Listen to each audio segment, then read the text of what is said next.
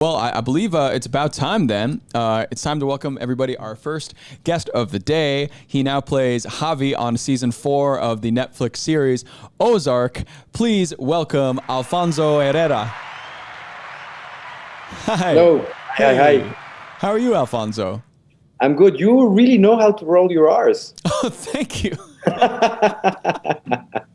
Thank you. I try my best. My half my family's Puerto Rican, so they really try to like make me, as knowledgeable as possible. That's great. And how are you doing today? I'm good. I'm here in Mexico City. Mm-hmm. Over here, the weather is amazing. I think you guys are in New York, so try to stay warm. Yeah, I'm trying my best. I'm layered up over here, just waiting, waiting for it to be spring. So anyways, Alfonso, I'd love to jump right in with you about Ozark because I've heard that you were a big fan of the show before you actually got to be on the show, before you auditioned. How did you get familiarized with the series? When did you start watching it? When season 1 came out. I mean, I think that the style of the show, the direction, all the performance of each and every single character is amazing. Mm-hmm. So basically it was, I mean, who's not a fan of Ozark? Yeah, right. I mean, to jump into one of the most weighted stories in the world was like a dream, right? Mm-hmm. So I remember going the first day, my first scene was with Jason. Mm-hmm. And I remember I was inside the band going to set. And it's like, Alfonso, don't fuck it up. Please don't fuck it up. Don't fuck it up. I'm sorry. I don't know if I can curse. Or, oh, no, you're completely allowed. I was like... Go right ahead. I'm sorry, but that's the truth. I mean, I was inside the van thinking that. But on the other hand, I think that those are the opportunities and the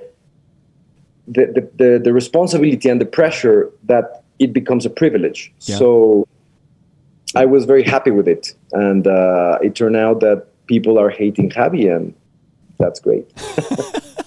Yeah, that's kind of the fun part about it, is that getting to play kind of this, well, we'll get into that a bit later, but getting to play this kind of foil character to, of course, Jason and everybody else in this series must be really fun for you to see, especially fan reactions to you. Tell me a little more about the first day on set. What was that like? I know you said your first thing was with Jason. How did the scene go? Did you have some chemistry right away? Well, it was actually very easy because having a number one as Jason, he really sets the tone, and in a very good way, because there is a lot of respect and a lot of empathy on set, and specifically having we were shooting in the second wave of the pandemic. We started shooting in November 2020, so the restrictions were very, very hard. Yeah. So that it was a little bit difficult for us to interact. But even though he was very respectful, even though he was on set, he was not directing that episode. Mm-hmm. It was Andrew Burstein.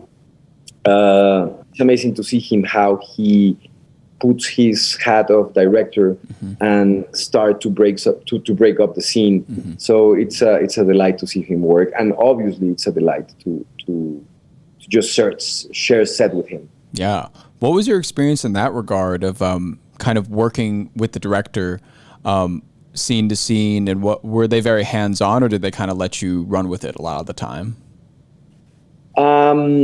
Actually, they let us do. There was a lot of freedom, but at the same time, Ozark has like a very, very specific tone, right? And not just a specific tone in terms of the acting. Mm-hmm. It's a whole atmosphere that characterizes Ozark in a very peculiar way. Mm-hmm. So the possibility that I had on set, it was great. I mean, Andrew, he was great with me. The only thing that was challenging, not just for me but for everybody, was the first block, which was shooting episode 1, 2, and 3. We finished shooting episode 1, 2, and 3 4 months. Wow. In 4 months. So it took us a while. But apart from that, we had a lot of freedom. And also talking about Javi, because he's such an unpredictable character. Yeah. He's so unpredictable. So there was a lot of possibilities to explore on set. And so I had like 5 or 6 takes trying different stuff. And they were very open with me in terms of trying different stuff.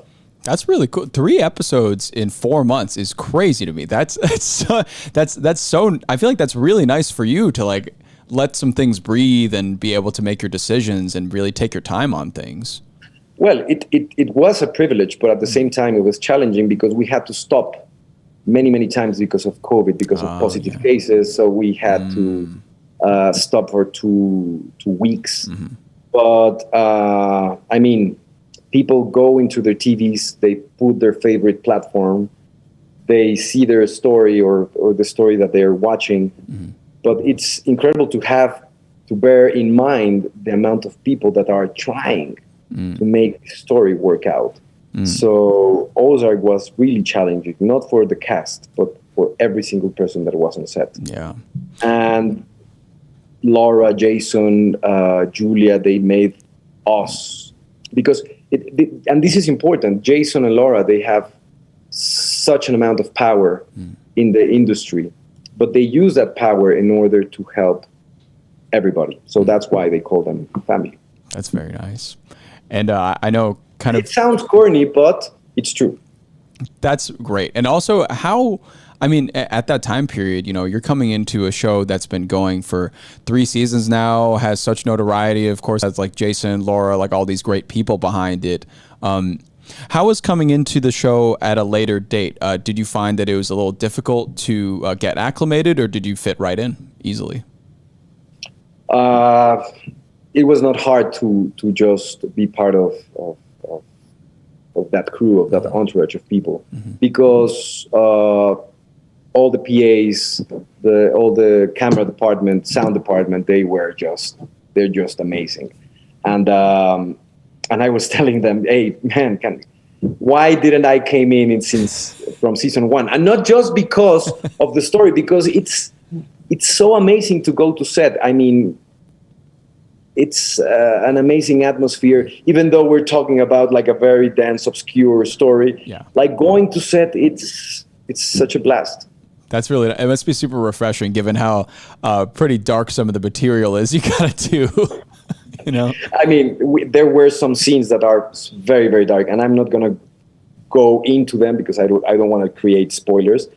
But it was amazing, like to shoot very obscure things, and all of a sudden they cut, and then we started just laughing and telling jokes. It was amazing. We actually have a question in the chat, and everybody, if you want to ask any questions, feel free to drop them in. But I got one that says, "Tell us about working with Laura Linney specifically."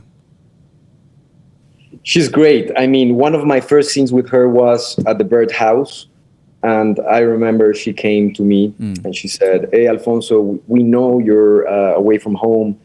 You're away from your family. So if you need anything, please let me know. She grabbed my phone. She put her phone like from my cell phone. And she said, if you need like where to buy stuff, groceries, etc., please let me know. Wow. I know very well Atlanta. So that was, wow. And that's how she is. All day. She's very generous. She's just amazing. She's incredible. That's so wonderful. And also, when you were auditioning, I heard that you had to do a Zoom audition for Ozark. Walk me through that process. Walk me through how you got looped in to auditioning for the show and what that audition was like comparatively to a lot of other auditions you've ever done.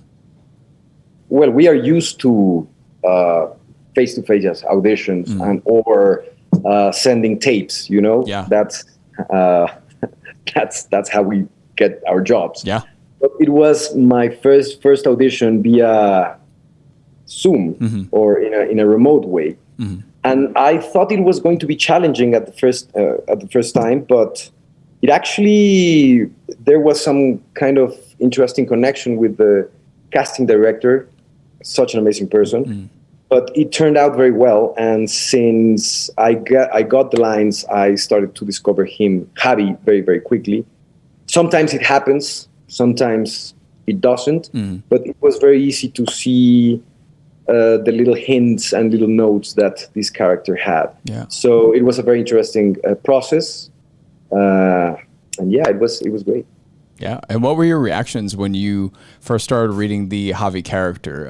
What kind of went through your head when you were kind of getting a feel for it?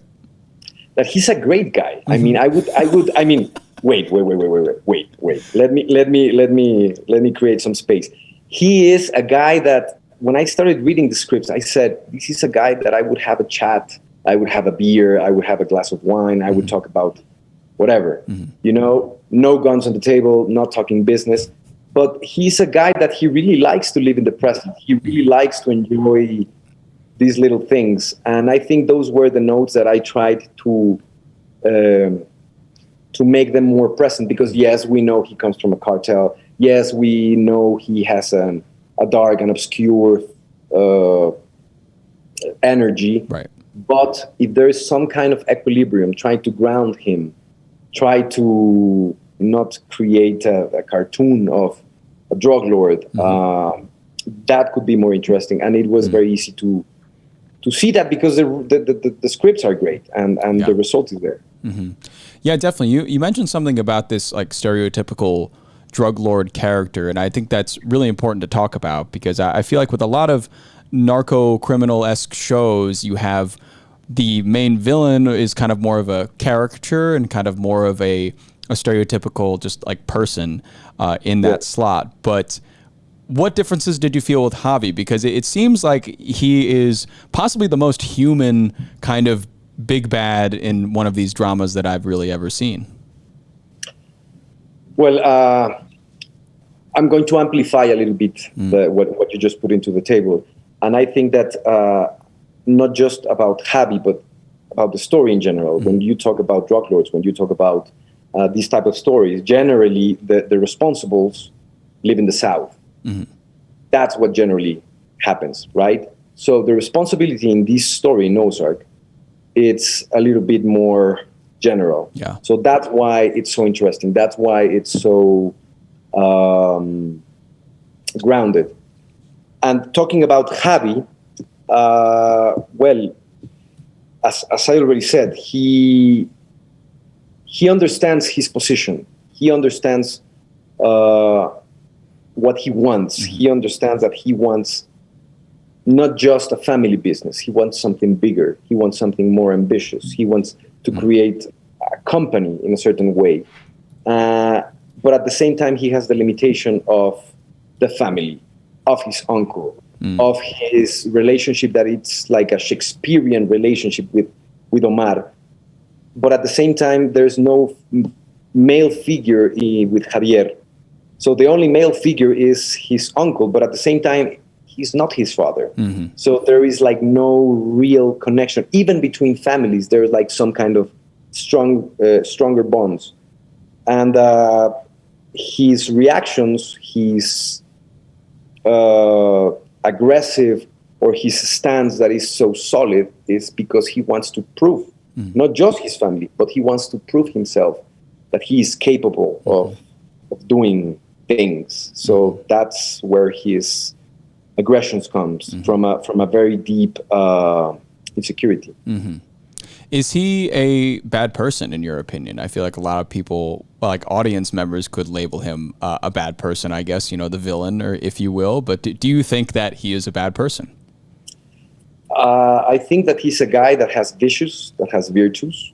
And when I got Javi, when I started studying Javi, I cannot judge the character. That's like a very, very important rule. You cannot judge him. You just need to understand what he wants, what are his limitations, and in order to that, just start working. But he obviously, as I already said, he has a very obscure energy. But at the same time, when it would be amazing to be his friend and to go into a party with him. No guns, no business, no nothing. Just good times. Nada de eso. Yeah, it's good times between friends. I have another question in the chat, kind of related. What did the Javi character leave in your day-to-day life after getting to perform him? Oh, nada. Nothing. Nada. Please. Not nada. one thing. Nada. That has to stay. That stays on set. Amigo, nothing at all. Nada. Ciao. Kind of the opposite of that question, too. What parts of Javi can we see in you? Because I know you have to really bridge a connection between yourself and a character. But if anything, from the humor, from the being able to just chat, is there anything from your personality that we can really see in the Javi character? He likes to have a good time. He really tries to live in the present. I mean, that first scene when he's in the boat, having some pastries, going to the birdhouse. I mean, that is him. Mm-hmm. It's so.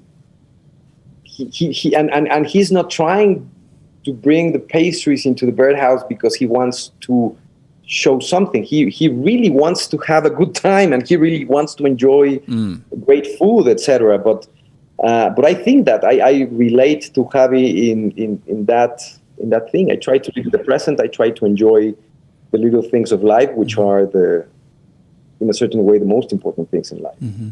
Yeah. Well, at least I try. And talking about those things that you try to enjoy outside of filming, what are your favorite things to do? Oh, I love watching soccer. Oh yeah. Who's your team? Who's your team? Well, it depends. Mm-hmm. I'm a huge Barcelona fan. Oh. So Barcelona, obviously in Spain. Mm-hmm. In Mexico, I follow a team that is called Pumas, which is the team from the University of Mexico, from UNAM. And in the UK, obviously, I follow Manchester City because of Pep Guardiola. Mm-hmm. And right now, I'm following PSG because of Messi, because he's the greatest player of all time. Yeah. Mm-hmm. But basically, I love watching soccer. I love documentaries that talk about soccer. Ooh. There's an amazing documentary that talks about Pep Guardiola that has a lot to do with soccer, but at the same time, it has nothing to do with it because it talks about life. It talks about bringing out your personality, and it's a great TV show. Have you been to any games? Of course, and I cannot wait to go back to a stadium once COVID relaxes. Mm-hmm. Yeah, no, I've only been to one football game in my entire life, and that was it was in Turkey because the Turkey loves their club teams. They got the Fenerbahce in Istanbul and Galatasaray, right? You went to see Galatasaray. No, I actually went to see Fenerbahce. My family's a Fenerbahce fan, and Galatasaray is like the older generation of my family really likes Galatasaray, so they go see them, and the younger generation goes to Fenerbahce on the other side. But it's genuinely the craziest time. Yes, I remember I went to Argentina one time. There's like a very important clásico there, like a very, very important rivalry between Boca Juniors and River Plate. Oh, yeah, Boca Juniors. So I was begging for some tickets in Buenos Aires, and I told the guy from the taxi, I said, yeah, can you take me to La Bombonera, which is the stadium from Boca Juniors? And he refused to take me there because he said, you're Mexican. If they hear you, they're going to kill you. I mean, it's like a death sentence if you go there. Because of the amount of rivalry. Yep. So because of that guy, I end up with a bar seeing the game with him. Oh, that's great. No, yeah, you do not want to be in the wrong kind of town with the wrong jersey on. You do not want to do that. Oh. No. There's also a very big game here in Mexico City. It's between America, which is a very big team here in Mexico that I do not root. And he's an arch rival from Pumas. And those games are really, really tough, not just on the field, but what happens outside.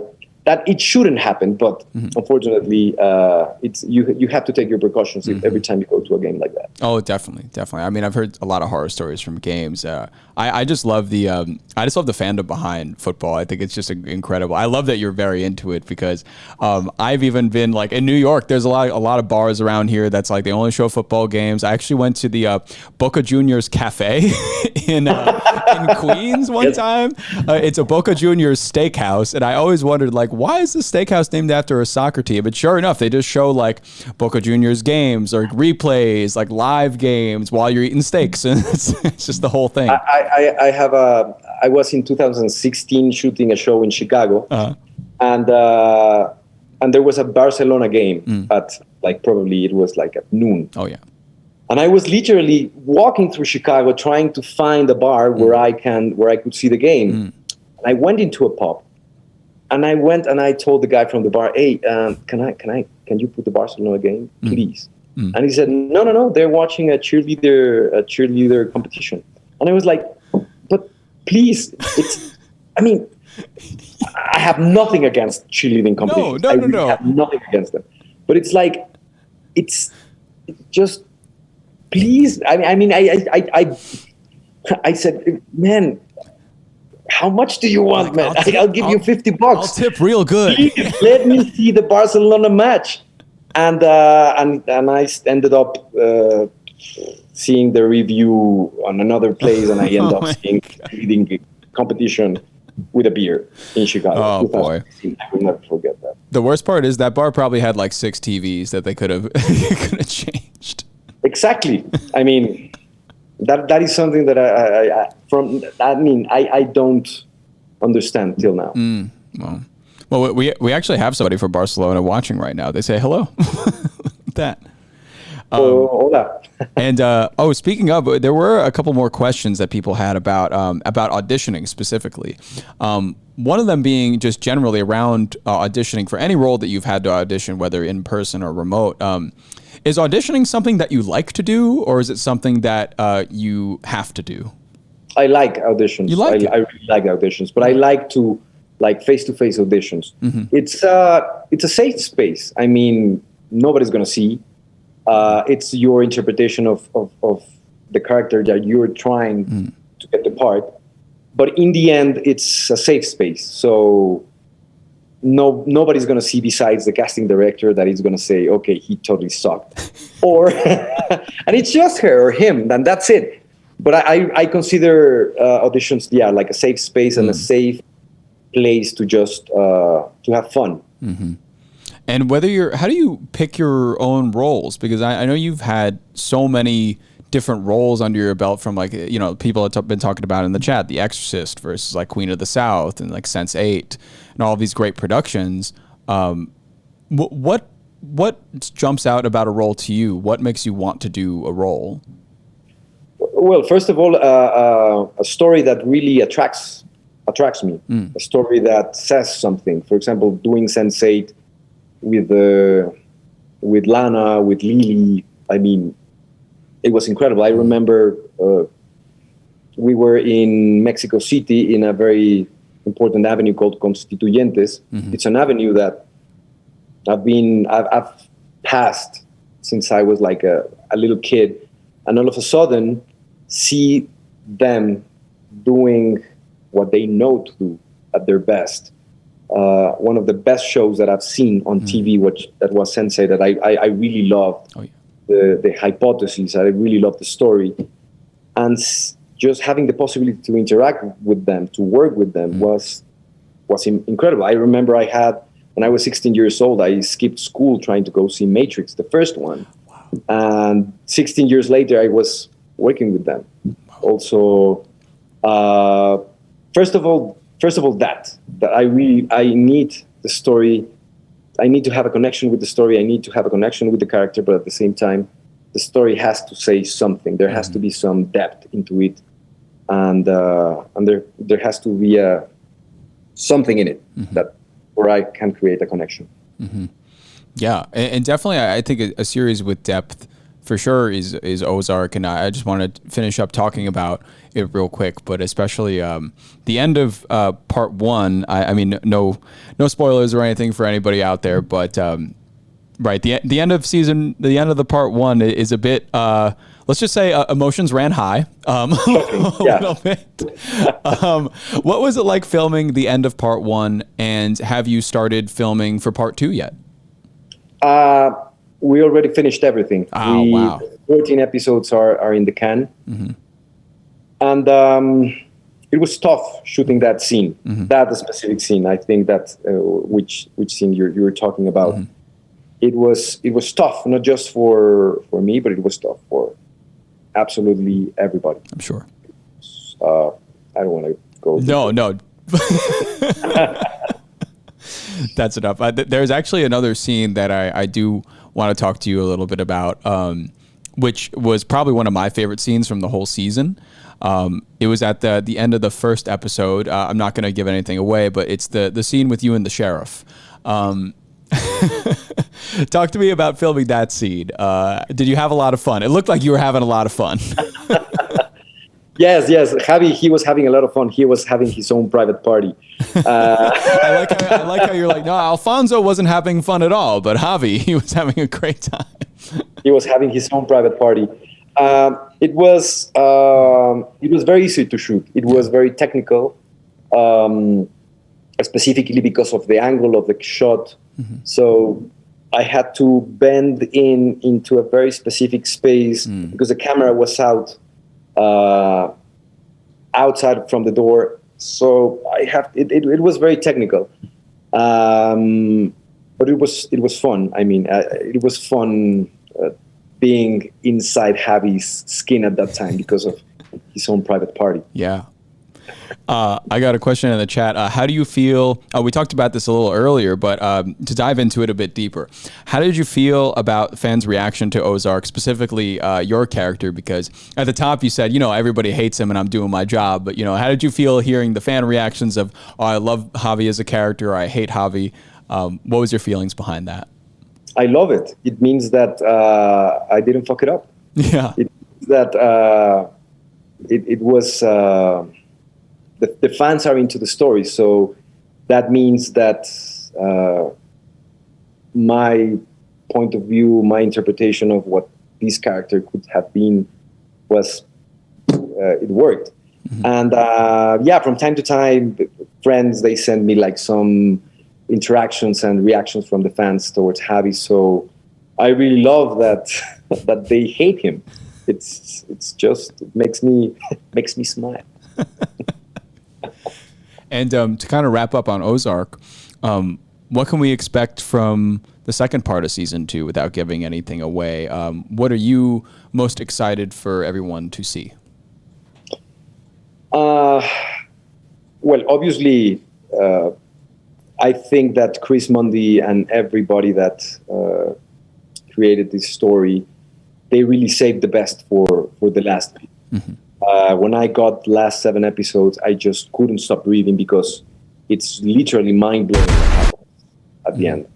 And I really hope the fans enjoy this last bit of the story as much as I did reading it, as much as I did being part of it.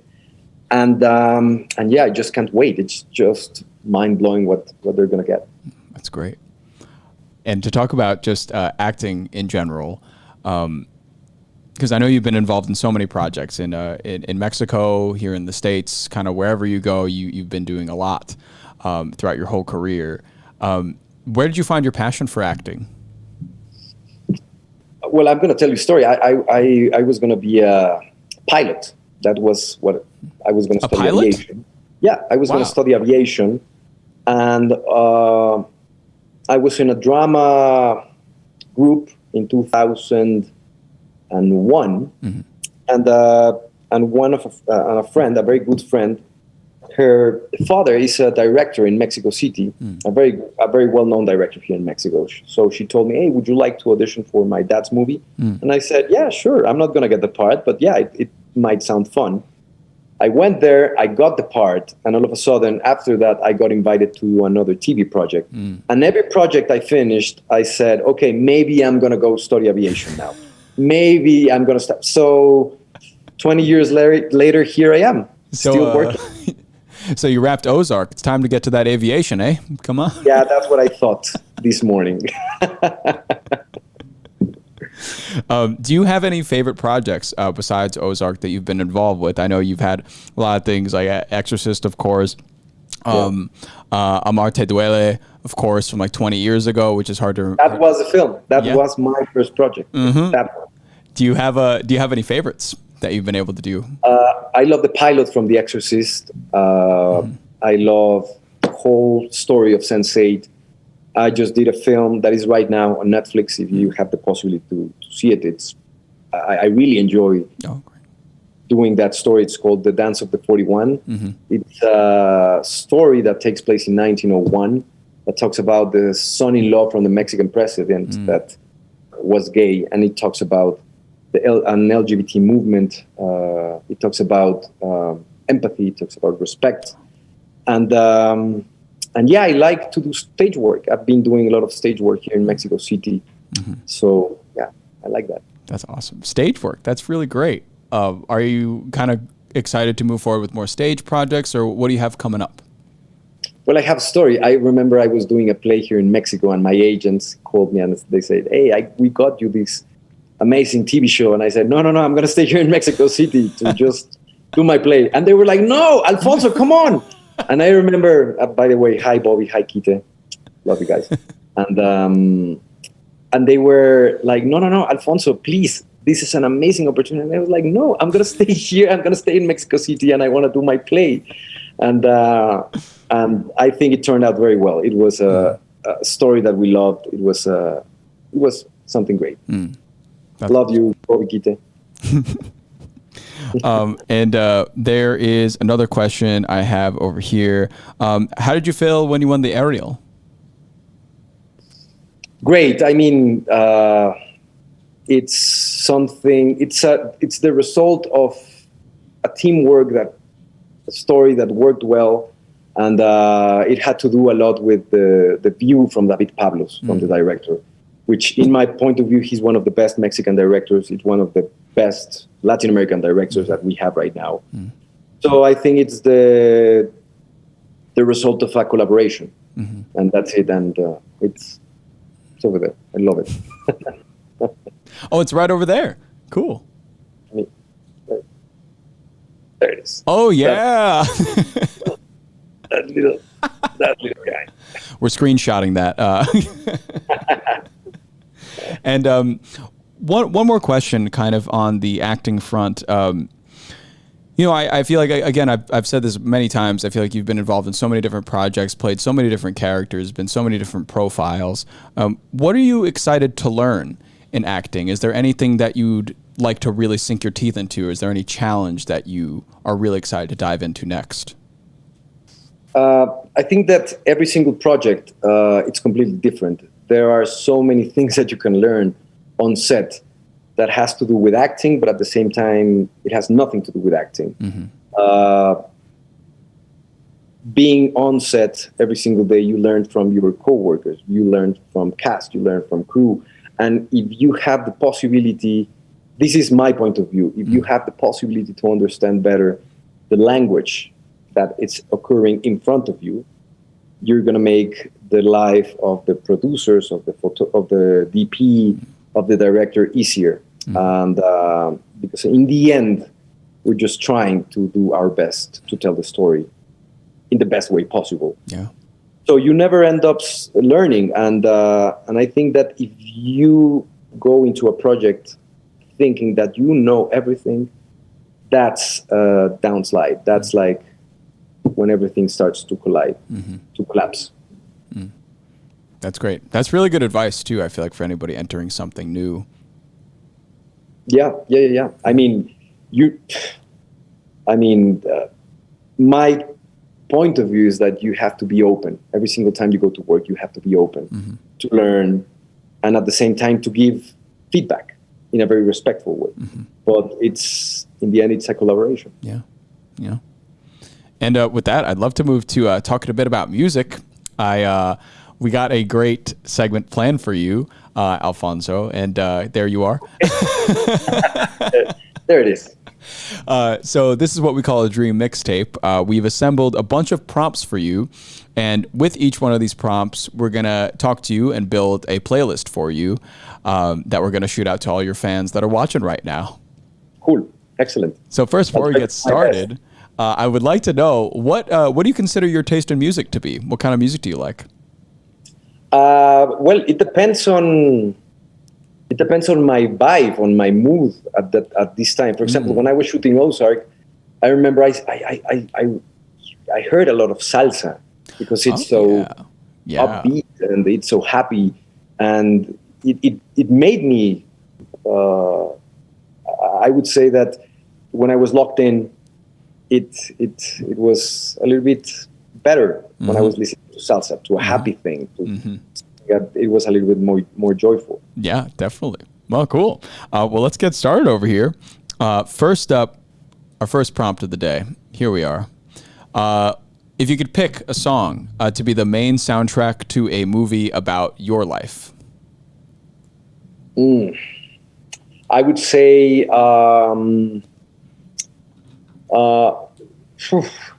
I would pick a Pink Floyd song, and it would be The Wall, because I like it, because I love it, because it doesn't matter if it's Roger Waters, it doesn't matter if it's David Gilmour, I just enjoy that song so much. Yeah, that's a great song. Are you a big classic rock fan? I am. I am. Pink Floyd, the Beatles, Rolling Stones. Yeah, and also lots of Latin American groups. I mean, I love Soda Stereo, specifically Soda Stereo. There is an album that I love so much that is the Unplugged from Soda Stereo. It's a very big Argentinian band. Oh, yeah. And I just love them. Oh, that's awesome. Cool. Let's move on to the next one over here. That's a great selection. Okay, a song that's on all of your playlists. So I kind of have this problem as well. Any playlist I create or any time I decide to put a bunch of songs in one place, I always have one song that follows in every single one, and I just can't seem to get rid of it because I love it so much. What is that song for you? I would say that there are 3 songs. Oh, okay, we'll take them. Smells Like Teen Spirit from Nirvana. Oh yeah, there's a Chilean band, that is called Tiro de Gracia. Tiro de Gracia. And I would say from Soda Stereo, it would be Zoom. Zoom from Soda Stereo. I gotta listen to them more. I love, you're leaving them some glowing reviews, so I gotta check them out again. You have to listen to the Unplugged. Unplugged. Okay. That's in my point of view, that's their best album. How do you usually listen to your music? Do you what platform do you use? Are you like a playlist person, or are you just a physical copy kind of person? I have physical CDs. I had some viniles, but you don't need them anymore, unfortunately. And right now I moved to another house here in Mexico City, so they are all stored upstairs, so I have to take them out. But right now, in Latin America, I use a lot of Spotify. I make like my personal selections, and sometimes I just listen to random selections. For example, I love listening to random selections from Bossa Nova. I love listening to random selections from Son Cubano.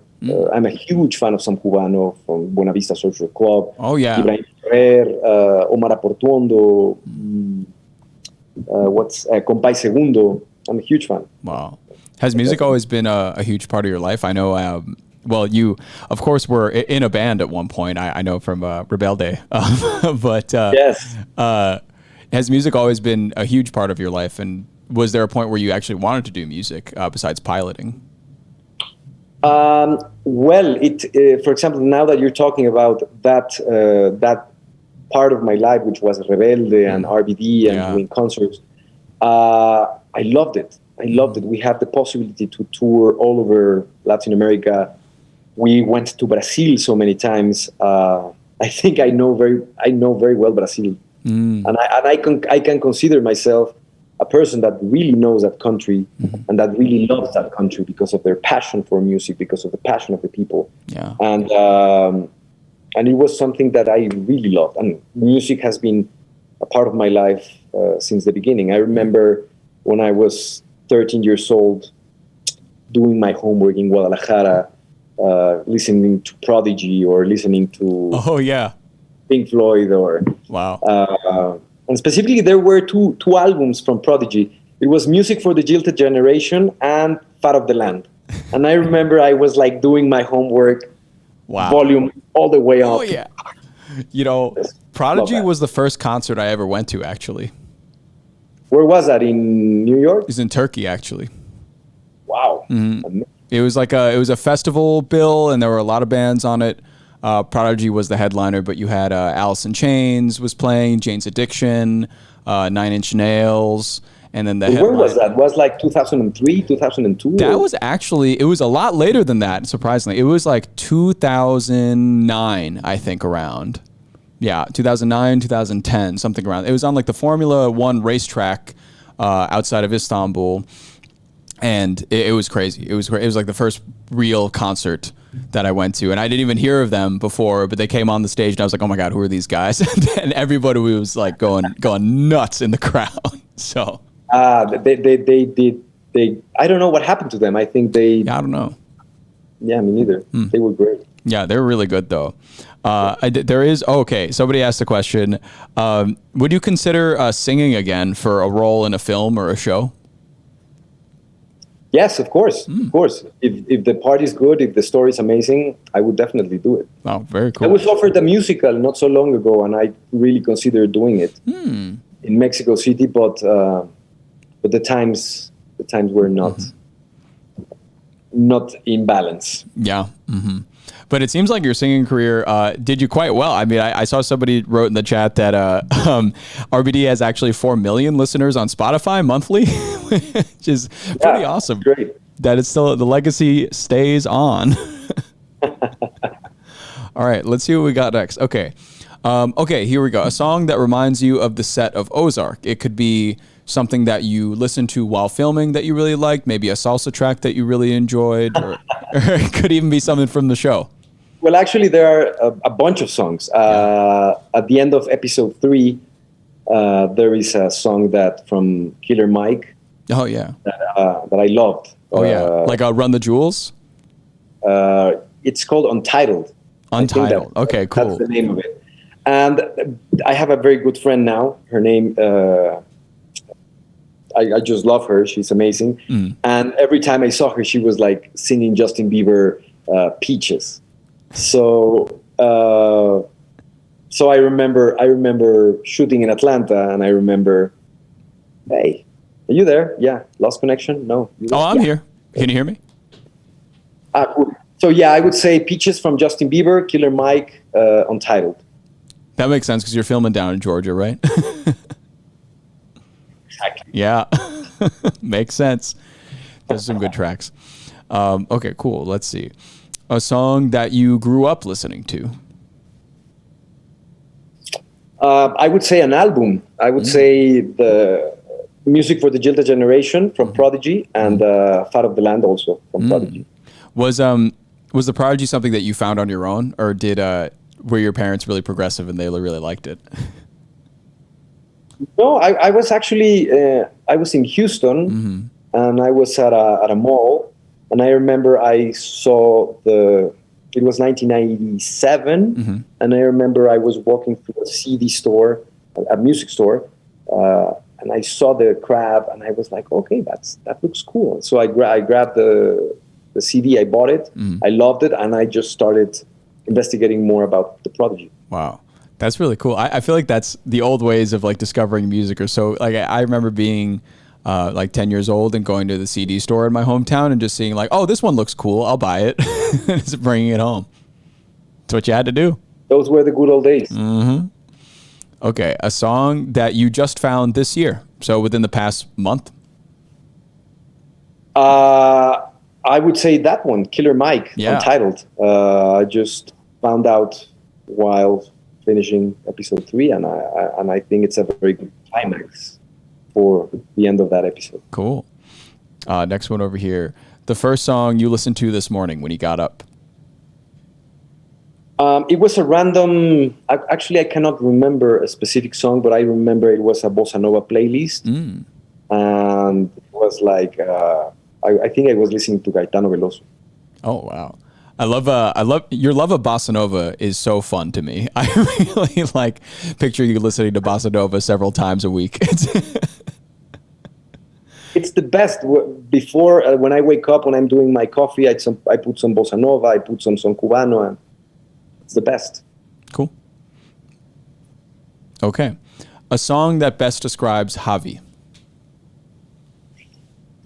Money from Pink Floyd. It's all about the money. It's all about the private parties. Yep. Mm-hmm. There we go. Okay. Next few, I think is our last few. Okay. This one, I really like this one. Your favorite sappy love song? Anything that, any George Clinton song or Parliament, Give Up the Phone. Oh, Parliament. Oh, very cool. Yeah. That's a really good one. Love that selection. Okay, a song you could listen to. Okay, here, I'll put you in a situation. Pick a song you could listen to every day for 1 year. So consider 2022, the rest of the year. You have to listen to this once a day for the whole year. What song could you do that with? Comfortably Numb from Pink Floyd. A lot of Pink Floyd. I love the Pink Floyd selections. Yeah, I love Pink Floyd. How'd you? I love specifically the album Pulse and the concert. I think it was in the early 90s. Just love it. How'd you stumble upon them? Do you remember? Because of an uncle.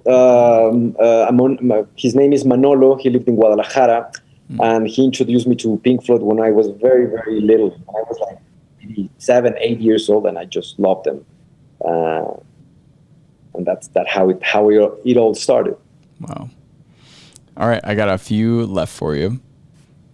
Oh, I think this is the last one actually. Okay, your pre-audition pump-up song. What's something you listen to before an audition that gets you excited? My lines, me reading lines. Really? I actually don't listen to music before going to an audition. I just. It's just me reading lines, and probably that would be the constant song that you would hear every day before going to the audition. How far in advance do you do that? Like, how far in advance do you usually get these lines to rehearse? Well, it depends. Sometimes you get an audition today and you have to send it right away, like at night, or sometimes you have probably a week to prepare. And it's better when you have more time to prepare. Definitely. Yeah. Well, yeah, that's about it. We finished your playlist. It's in the chat right now, so anybody feel free to click on that. That's all the songs we talked about today. There is, just before you go, Alfonso, is there anything you're looking forward to this year that you maybe haven't talked about yet? Just to... Well, we right now we're not done with COVID, so I just hope my family, my friends, they just stay safe, and at the same time, I hope more people watch Ozark. They can connect with that story, and that just try to stay safe. And for all the people watching this interview, stay safe, stay warm, and if you live in the other side of the world, stay cool. Yeah. And final thing, one of our moderators on the channel, his birthday's coming up, and he's a really big fan. Would you mind just saying happy birthday, Max? Max, feliz cumpleaños. Te mando un abrazo. There we go. Thank you, Alfonso. You've been such a joy to chat with all day, and good luck. Have fun watching football the rest of the week. I'll try. Take care.